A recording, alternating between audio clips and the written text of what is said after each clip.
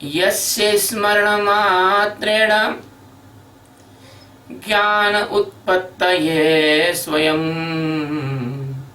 कार्यकारण स्वरूपाय तस्मै गुरुवे नमः। रामं रमयन्ति ब्रह्माण्डं रामं सच्चिदानन्दं परं रामं जगदात्माय तस्मै श्रीरामाय नमः। ओम श्री राम राम श्री राम। आज भगवान सच्चिदानंद परमात्मा अनंत आकाश गंगाओं के एकमात्र मालिक और उनकी लीला शक्ति मां जगदम्बा पर अपर प्रकृति की एकमात्र संचालिका, परा अपरा प्रकृति की एकमात्र संचालिका मैया सीता के पवित्र चरणों में प्रणाम करते हुए भगवान के अत्यंत कोमल कृपा के सागर भगवान जिनके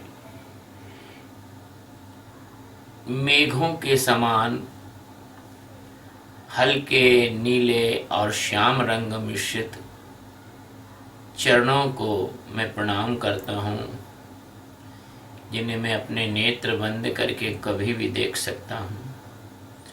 मैया सीता के अत्यंत सुकोमल कपूर के समान गौर वर्ण, जिनमें माहुर लगा हुआ है, माता बिछुड़ी पहने हुई है अपने पैरों की उंगलियों में, जिनके नाखूनों की धुती चमक ऐसी है जैसे दुनिया का कोई रत्न भी उसकी मुकाबला नहीं कर सकता। ऐसे माता जी के चरणों में प्रणाम करता हूँ, जिनकी मुझ पर असीमित कृपा है। उन्हीं की कृपा से आज ये वाल्मीकि रामायण का गुणानुवाद आप लोगों तक पहुंचाने में सक्षम हूँ। तो आज स्थिति सर्ग लेंगे और वाल्मीकि मुनि द्वारा जो रामायण महाकाव्य लिखा गया है, उस महाकाव्य की जो विषय वस्तु का उन्होंने लिखने के पहले अपने दिमाग में जो एक संगठन बनाया, एक स्ट्रक्चर बनाया, एक खाका बनाया, उसके बारे में इस अध्याय में आया है। श्रुत्वा वस्तु समग्रम यद्धर्मार्थ सहितं हितं व्यक्तमन्वेषते भूयो यत् वृत्तं तस्य धीमतः।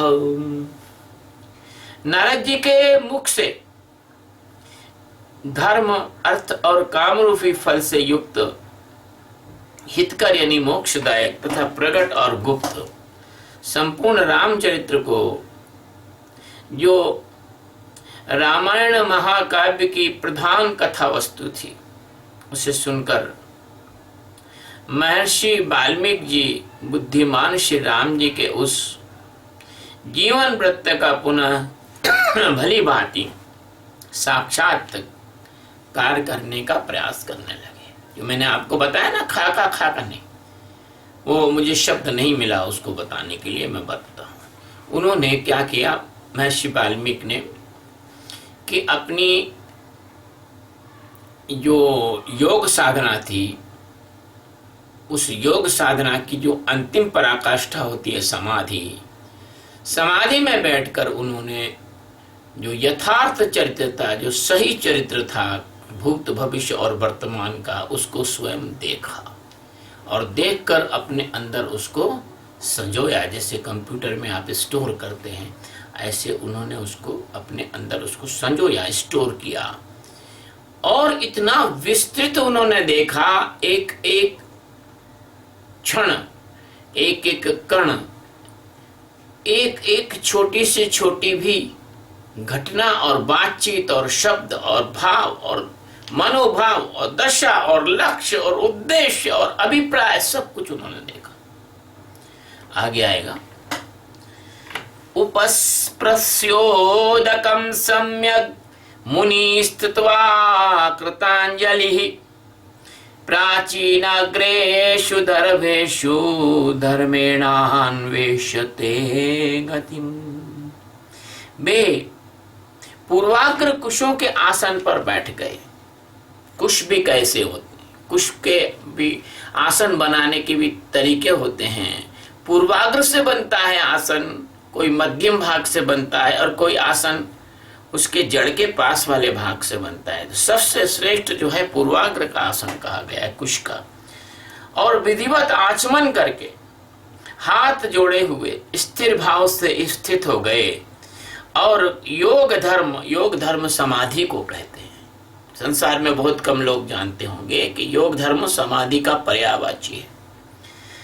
के द्वारा श्री राम जी के चरित्रों का अनुसंधान करने लगे, यानी उसको अंदर समाधि में स्थित होकर ढूंढने लगे, उसको आमंत्रित करने लगे। जैसे कोई फिल्म होती है, वो फिल्म शुरू से आखिर तक देखते हैं, ऐसे उसको अंदर से उन्होंने आवाहन किया। मैंने आपको कल परसों भी बताया था कि सृष्टि में कुछ भी नष्ट नहीं होता, उसको जानने वाला व्यक्ति चाहिए, उसको खोजने वाला व्यक्ति चाहिए। आप कहो तो लाखों करोड़ों साल पुराना इतिहास भी आप ढूंढ सकते हो, यदि आप वास्तव में इस अवस्था में पहुंच जाओ, योग धर्म की समाधि की अवस्था में पहुंच जाओ। तो 10 करोड़ वर्ष पहले पृथ्वी पर क्या हुआ था, और तारीख और दिन और समय और सब बिल्कुल सटीक आप बता सकते हो कि 10:05 पर यह घटना हुई थी। राम लक्ष्मण सीता भी राज्ञा दशरथेन च सवार्षेण सराष्ट्रेण सवार्येण सराष्ट्रेण तदप्राप्तं तत्र तत्त्वतः हसितं भाषितं चैव गतिर्यावच्च चेष्टतम् तत सर्वं धर्मवीर्येण यथावत् संप्रपश्यति। श्री राम, लक्ष्मण, सीता तथा राज्य और रानियों सहित राजा दशरथ से संबंध रखने वाली जितनी भी बातें थीं, वो सब उनको दिखने लगी। हंसना, बोलना, चलना, राज्य का पालन, राज्य का संचालन, जितनी भी चेष्टाएं उस समय हुई थीं, वो सब उनको दिखने लगी। उन सब का महर्षि ने अपने समाधि के बल से भली बात साक्षात्कार कर लिया, देख लिया हर चीज को। इसलिए तो कहते हैं कि सदगुरु जो होते हैं वो भूत भविष्य और वर्तमान तीनों के ज्ञाता होते हैं। स्त्री तृतीयेन च यथा तत प्राप्तं चरता वनेः सत्यसन्धेन रामेण तत सर्वं चान्वेक्षत। सत्य प्रतिज्ञ श्री राम जी ने लक्ष्मण और सीता के साथ वन में विचरते हुए उस समय जो जो लीला की थी वे भी उनकी दृष्टि में आ गईं। ततः पश्यति धर्मात्मा ततः सर्वं योगमास्थितः पुरायत तत् निवृत्तं पाणावामलकं यथा। योग के आश्रय लेकर उन्होंने उस धर्मात्मा महर्षि ने पूर्व काल में जो जो घटनाएं घटित हुई उन सबको ऐसे देख लिया जैसे आप हाथ में रखे हुए आंवले को देखते हो। आप मेरी बात का विश्वास नहीं मानो, मत मानना, लेकिन जब सुंदर कांड आएगा और सीता जी हनुमान जी से पूछेंगी कि राम जी के बारे में बताओ, तो राम जी के नख से लेके शिख तक का वर्णन हनुमान जी ने किया है, जो वाल्मीकि जी ने लिखा है। उसमें भगवान के शरीर के एक एक अंग का नाप, तौल, आकार, रंग, आकृति सब कुछ बताया है। और ऐसे अंगों का भी बताया है जो सामान्यतः कोई व्यक्ति किसी दूसरे को नहीं दिखाता है। आप देख लेना सुंदरकांड में, जब मैं वो आपको कथा सुनाऊंगा, जब आपको पता लग जाएगा, उससे सिद्ध होता है कि वाल्मीकि जी ने वो सब कुछ देख लिया जो दूसरा कोई देख ही नहीं सकता। ततः सर्वतत्त्वतो दृष्ट्वा धर्मेण सा महामतिः अभिरामस्य रामस्य ततः सर्वकर्त मुद्धतः। सबके मन को प्रिय लगने वाले भगवान श्री राम के संपूर्ण चरित्रों का योग धर्म यानी समाधि के द्वारा यथार्थ रूप से निरीक्षण और महाबुद्धिमान महर्षि वाल्मीकि ने उन सबको महाकाव्य रूप देने की चेष्टा की। कामार्थ गुण संयुक्तम धर्मार्थ गुण विस्तरम समुद्रमिवारत्नाढ्यम सर्वश्रुति मनोहरम स यथा कथितं पूर्वं नारदेन महात्मनः रघुवंशस्य चरितं चकार भगवान मुनि।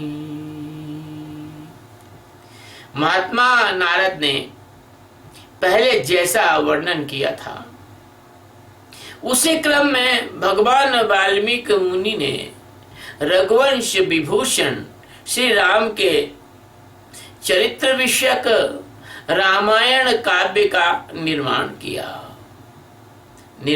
किया। जैसे समुद्र सब प्रकार के रत्नों का खजाना है, रत्नों की निधि है, उसी प्रकार यह जो महाकाव्य गुण अलंकार ध्वनि आदि श्लोकों का भंडार है। इतना ही नहीं, यह संपूर्ण श्रुतियों के सारभूत अर्थ का प्रतिपादक होने के कारण यानी उत्पन्न कारक होने के कारण यानी उसको प्रकट करने के कारण कानों को बहुत प्रिय लगने वाला है तथा सभी के चित्त को आकृष्ट करने वाला है। यह धर्म अर्थ काम मोक्ष रूपी फलों से युक्त इसका विस्तार पूर्वक प्रतिपादन और दान करने वाला ये सब दे देता है। और एक बात विशेष बता दूं, आपकी जिंदगी के सारे प्रश्नों का उत्तर ये वाल्मीकि रामायण दे देगी। आपके समाज में उत्पन्न होने वाले सारी समस्याओं का समाधान ये वाल्मीकि रामायण दे देगी। आपके राष्ट्र में जो होने वाली जितनी भी समस्याएं हैं उनका समाधान ये वाल्मीकि रामायण दे देगी। और संसार में शांति कैसे हो, युद्ध कैसे खत्म हो, दानवों और दुष्टों का नाश किस तरह से किया जाए, संसार में कब हिंसा उचित है कब अहिंसा उचित है, हिंसा किसके लिए ठीक है अहिंसा किसके लिए ठीक है, प्रेम कैसा होना चाहिए, दया करुणा कैसी होना चाहिए, व्यवहार कैसा होना चाहिए, परिवार कैसा होना चाहिए, परस्पर परिवार के लोगों से कैसा व्यवहार होना चाहिए, समाज के लोगों से कैसा व्यवहार होना चाहिए, राजा का प्रजा से कैसा व्यवहार होना चाहिए, प्रजा का राजा से कैसा व्यवहार होना चाहिए, राष्ट्र की भक्ति कैसी होना चाहिए, राष्ट्र के शत्रुओं का नाश किस प्रकार से करना चाहिए, और दुष्टों के पास जब शक्ति चली जाए तो उन दुष्टों का दलन कैसे किया जाए। सारे प्रश्नों का जवाब ये वाल्मीकि रामायण में है। इस श्लोक का ये गूढ़ार्थ है। जन्म रामस्य समूहद्वीर्यं सर्वानुकूलां लोकस्य प्रियतां शांति सौम्यतां सत्यशीलतां। श्री राम के जन्म, उनके महान पराक्रम, श्री राम जी के जन्म, उनके महान पराक्रम, उनकी सर्वानुकूलता, लोकप्रियता, क्षमा, सौम्य भाव तथा सत्यशीलता का इस महाकाव्य में महर्षि वाल्मीकि जी ने वर्णन किया है। श्री राम जय राम। नाना चित्रा कथाश्चान्यः विश्वामित्र सहायने जनक्यास्य विवाहं च धनुषस्य विभेदनम। विश्वामित्र के साथ श्री राम लक्ष्मण के जाने पर जो उनके द्वारा नाना प्रकार की विचित्र लीलाएं और अद्भुत बातें घटित हुई, उन सबका इसमें वाल्मीकि ऋषि ने वर्णन किया है। श्री राम जी द्वारा मिथिला में धनुष तोड़े और जनक नंदिनी सीता और उर्मिला आदि के भाइयों के साथ विवाह का भी इसमें चित्रण किया है। राम राम विवादम च गुणान दशरथेस्तथा तथाभिषेकं रामस्य कैकेय्या दुष्टभावताम्। राम और परशुराम का जो विवाद हुआ और दशरथ नंदन श्री राम के जो गुण और उनके अभिषेक, कैकेयी की दुष्टता,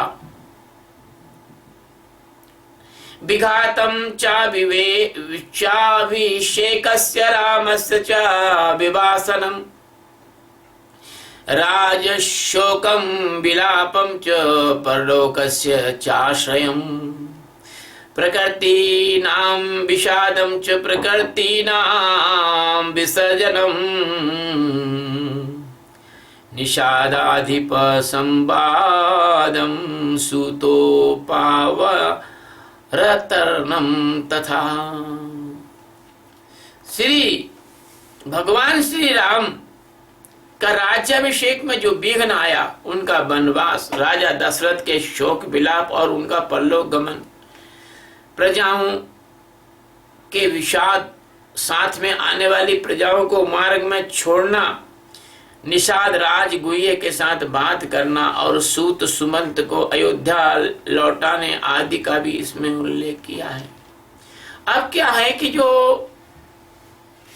इसकी कथा वस्तु है, वो कथा वस्तु को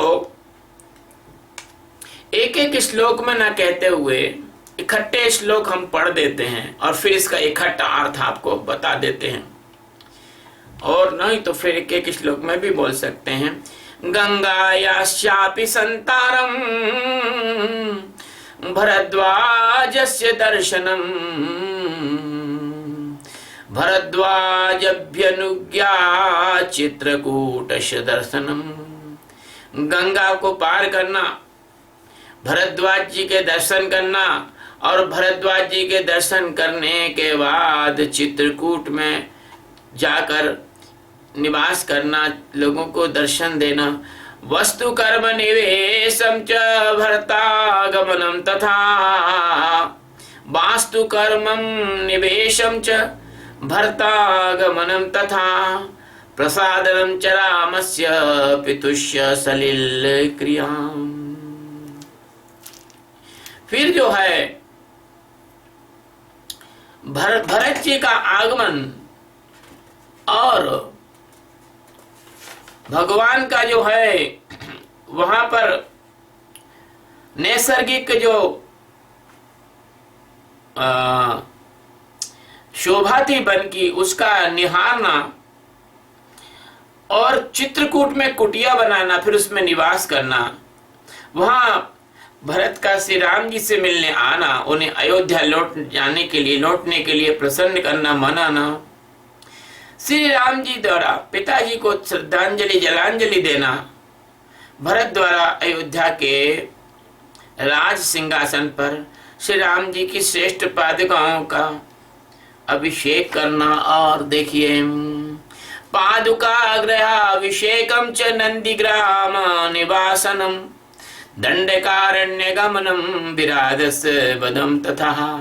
पादुकाओं का राज्याभिषेक कर अभिषेक स्थापित करके और नंदीग्राम में भरत जी का रहना और भगवान का दंडकारण्य वन में प्रवेश करना और विराध का वध करना। दर्शनम सरभंगस्य सुतीक्षणेन समागमम अनुसूया समाख्याम च अंगराग्यस्य चार्पणम। दर्शनम सर्वंग ऋषि के दर्शन करना, बहुत महान ऋषि थे और सुतीक्षण बहुत बहुत प्रेम करने वाले थे भगवान से, बहुत ज्यादा। सुतीक्षण की कथा मैं आपको सुनाऊंगा यथा समय पर बहुत प्रेम करते थे। अनसुईया जो उनकी अनसुईया समाख्यान, अनसुईया और सीता जी की बातचीत और उन अनसुईया द्वारा सीता जी को गहने वस्त्र इत्यादि देना, इसका वर्णन आएगा। बड़े विशेष गहने थे, विशेष वस्त्र थे। दर्शनम चाप्यगस्तस्य धनुषो ग्रहणम तथा शूर्पणख्या च संवादम विरूपकर्णम तथा। और भगवान अगस्त मुनि, उनका दर्शन करना और उन्होंने जो धनुष दिया उसको ग्रहण करना। यहां मैं आपको एक बात का निवेदन करना चाहता हूं कि ये जो मेरा शरीर है, स्थूल शरीर, ये जो मेरा डीएनए है, ये जो मेरा मांस, अस्थि, मज्जा, मेरी सप्त धातुएं हैं, ये महर्षि अगस्त जी के ही द्वारा दी हुई है, क्योंकि मैं उन्हीं का वंशज हूं। इसलिए मैं पितामह अगस्त मुनि जी को प्रणाम करता हूं। मैं उन्हीं का वंशज हूं, क्योंकि मेरा ब्राह्मण कुल में अवस्थी एक उप समूह है ब्राह्मणों का, उसमें मेरा शरीर का जन्म हुआ है। और अवस्थी जो है वो अगस्त ऋषि के ही संतान हैं और अवस्था में ही जीने वाले लोग हुआ करते थे। कालांतर में समय का प्रदूषण हो गया और समाज का प्रदूषण हो जाने की वजह से और वो ब्रह्म ज्ञान से विचलित हो गए। लेकिन मैंने भगवान अगस्त की प्रतिष्ठा को गिरने नहीं दिया और जीवन का उद्देश्य ब्रह्म ज्ञान को ही बनाया, आत्मज्ञान को ही बनाया। इसलिए हाँ, मुझे अपने आदि पूर्वज अगस्त मुनि जी का स्मरण हो गया है। तो अगस्त मुनि से भगवान ने जो शस्त्रास्त्र लिए उनमें एक धनुष, बड़ा विलक्षण धनुष था, जिसका वर्णन आगे आएगा। और शूर्पणखा का संवाद और उसकी नाक काटकर उसको विरूप करना, उसका जो सुंदरता का जो घमंड था और जिस तरह से वो व्यभिचारिणी थी, उस व्यभिचारिणी की नाक काट के उसका व्यभिचार खत्म कर दिया। बदम शरस्त्री शिरसोरुत्थानम रावणस्य च मारीचस्य बदम चैव वैदेहार्णम तथा। बदम खरस तिसरोत्थानम, खर और तीसरा इनका और रावण का वध करने के लिए मारीच बदम चाहिए। मारीच का भी वध किया और माँ सीता का हरण की कहानी। राघवस्य विलापम च गिद्धराज निवर्णहम, राघव का माँ सीता के लिए विलाप और गिद्धराज जटायु का अंतिम क्रियाकर्म किया। और कबंध दर्शनम चैव पंपायाशापि दर्शनम, और कबंध नामक राक्षस को मारकर पंपा सरोवर का दर्शन। शबरी दर्शनम चैव फलमूलाशनम तथा प्रलापम चैव पंपायाम हनुमत दर्शनम तथा।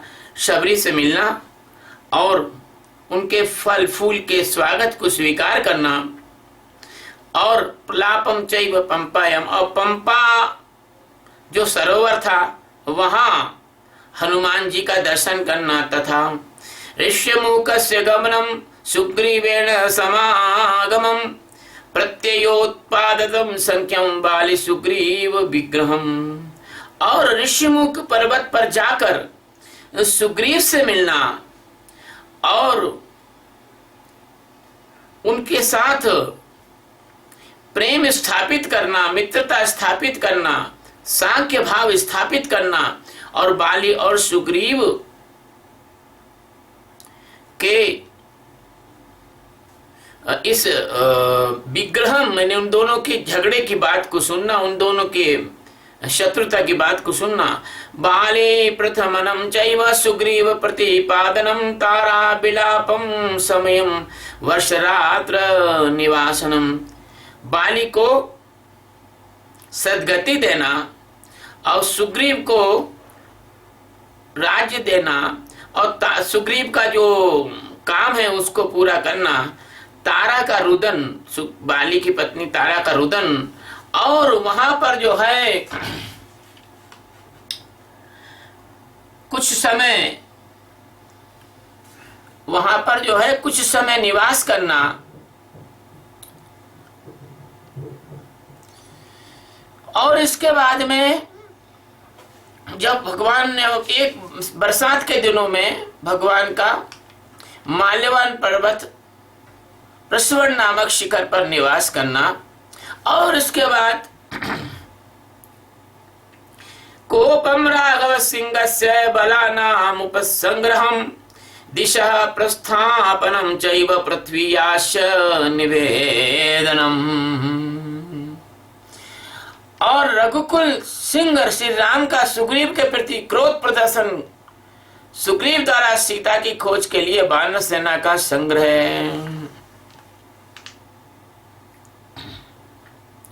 अंगुलीकदानं च ऋष्यस्य बिलदर्शनं प्रायोपवेशं न चैव संपातेन तेष्यापि दर्शनम। और सभी दिशाओं में जब वानर जो है सुग्रीव द्वारा भेजे गए तो भगवान के द्वारा हनुमान जी को अपनी अंगुली यानी अंगूठी का देना, और रक्षबिल यानी स्वयं प्रभा गुफा का दर्शन और उनका प्रयोवेशन प्राण त्याग के लिए अनशन, संपाति से उनकी भेंट और बातचीत, ये इसका उनको देखा भगवान वाल्मीकि जी ने अपनी योग स्थिति में, योग धर्म में, समाधि में। पर्वतारोहणं चैव सागरस्यापि लंघनम समुद्रवचना चैव मेनाकस्य दर्शनम। और पर्वत पर चढ़ जाना और वहां से छलांग लगाकर सागर को पार कर लेना एक छलांग में, और समुद्र बचना चैव समुद्र के वचन के साथ ही मेनाक का दर्शन भी करना। समुद्र ने मेनाक को बोला। राक्षसी तजनम चैव छायाग्राहस्य दर्शनम सिंह काश्य निधनम लंका मलय दर्शनम। और राक्षसी जो है जो एक समुद्र पर जब जा रहे थे वो तो मेनाक का दर्शन कर लिया था, तो हनुमान जी ने जो सिंह नाम की राक्षसी थी जो परछाई पर को देखकर पकड़ लेती थी जीव को, उसको निपटा देना, उसकी हत्या कर देना, उसको मार डालना। और लंका के आधारभूत पर्वत त्रिकूट का दर्शन करके फिर भगवान हनुमान जी का रात्रिकालीन इसके बाद जो सीता के निधन के बाद लंका मलय दर्शनम, लंका के जो त्रिकूट पर्वत पे खड़े होकर लंका का दर्शन करना। रात्रो लंका प्रवेशम च एकस्यापि विचिंतनम आपान भूमि गमनम वरोधस्य दर्शनम। रात में लंका में प्रवेश करूंगा ऐसा विचार करना, और रात में लंका में प्रवेश करना, अकेला होने के कारण अपने कर्तव्य का विचार करना, रावण के मध्यपान स्थान में जाना। दर्शनम रावणस्यापि पुष्पकस्य दर्शनम अशोक बनिकायानम सीतायाश्यपि दर्शनम। और रावण के उस स्थान में जाकर रावण के महलों के दर्शन करना और पुष्पक विमान आदि का दर्शन करना, उनको देखना। और अशोक वन में जाकर माता सीता का भी दर्शन करना। अभिज्ञान प्रधानं च सीतायाश्चापि भाषणम् राक्षसी तर्जनं चैव त्रिजटा स्वप्न दर्शनम्। और माता जी को अभिज्ञान यानी पहचान के लिए अंगूठी देना और उनसे बातचीत करना, और राक्षसियों द्वारा सीता को डांट फटकार, और त्रिजटा को श्री राम जी के लिए शुभ सूचक स्वप्न का दर्शन, और राक्षसी तर्जनम चैव त्रिजटा स्वप्न दर्शनम मणि प्रदानम सीतायां वृक्ष भंगम तथैव च राक्षसी विद्रवम चैव किंकराणाम निवर्णहम। और हनुमान जी का अशोक वाटिका में वृक्षों को तोड़ना, सीता जी को के द्वारा हनुमान जी को चूड़ामणि प्रदान करना, राक्षसों को मार भगाना, रावण के सेवकों का हनुमान जी द्वारा संहार, ग्रणम वायुसूनोश्य लंकादाः विगर्जनम प्रतिप्लवनमेवाथ मधुना हरणम तथा। और फिर इसके बाद में जितने भी वहां राक्षस थे उनको मार भगाने के बाद भी वायुनंदन हनुमान जी का जानबूझकर बंदी बनकर और रावण के सभा में जाना और उनके द्वारा गर्जन और लंका का दाह, फिर लौटती बार समुद्र को लांघना और बानरों का मधुबन में आकर मधुपान करना।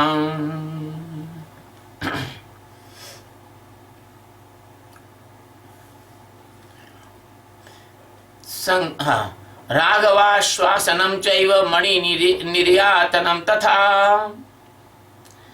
संगमं च समुद्रेण नलसेतोश्च बन्धनम् प्रतारं च समुद्रश्च रात्रो लंकावरोधनम् विभीषणेन संसर्ग बधोपाय निवेदनम् कुंभकर्णस्य निधनं मेघनाद निबर्हणम् रावणस्य विनाशं च सीतावाप्ति मरे पुरे विभीषणाभिषेकं च पुष्पकस्य च दर्शनम् अयोध्यायास्य गमनं भरद्वाज समागमम् प्रेष्यं वायुपुत्रस्य भरतेन समागमम् रामाभिषेकाभ्युदं सर्वसैन्य विसर्जनम् स्वराष्ट्रञ्जनं चैव वैदेहास्य विसर्जनम् अनागतं च यत् किंचित् रामस्य वसुधातले तच्चकारोत्तरे काव्ये वाल्मीकि भगवान ऋषि। और इस प्रकार से लौटकर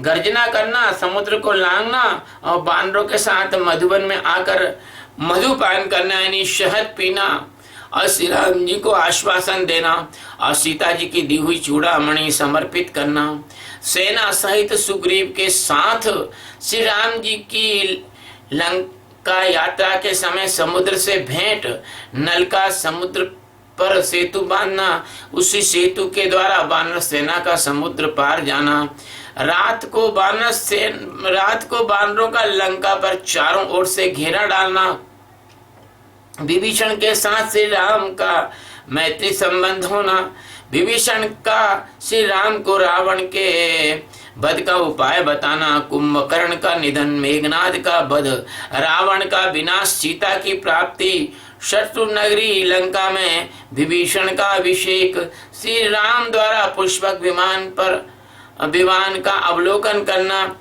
और उनके द्वारा दल बल सहित अयोध्या के लिए पुष्पक विमान पर बैठ के प्रस्थान करना, श्री राम जी का भरद्वाज मुनि से मिलना, वायुपुत्र हनुमान को दूत बनाकर भरत के पास भेजना तथा अयोध्या में आकर भरत से मिलना, श्री राम जी के राज्याभिषेक का उत्सव, फिर श्री राम जी का सारी वानर सेना को विदा करना, अपने राष्ट्र की प्रजा को प्रसन्न रखना और उनकी प्रसन्नता के लिए ही विदेह नंदिनी सीता को वन में त्याग देना, इत्यादि वृत्तांतों को एवं इस पृथ्वी पर श्री राम जी का जो कुछ भविष्य में चरित्र आगे होने वाला है उसको भी भगवान मुनि वाल्मीकि ने अपने उत्कृष्ट काव्य में अंकित किया।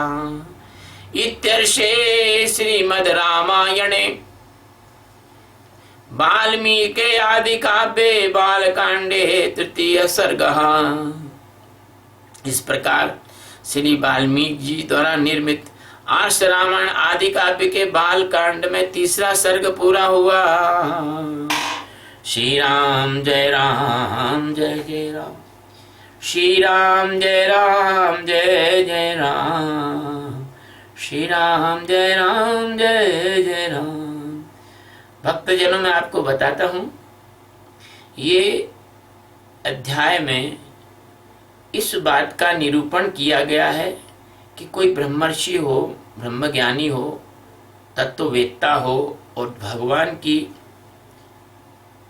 किसी लीला का, किसी विशेष कार्य का संपादन उसके माध्यम से होना होता है तो भगवान उसको सभी प्रकार की योग्यता, क्षमता, शक्तियां और अत्यंत गूढ़ सिद्धियां उसको इस कार्य के निमित्त वैसे ही देते हैं जैसे कोई सैनिक जब सीमा पर लड़ने जाता है तो उसको सरकार सारे हथियार, अस्त्र शस्त्र, bullet proof jacket, bullet proof helmet, अच्छे जूते, अच्छे साजो सामान और उसके रहने के टेंट की, भोजन की सारी व्यवस्था करती है।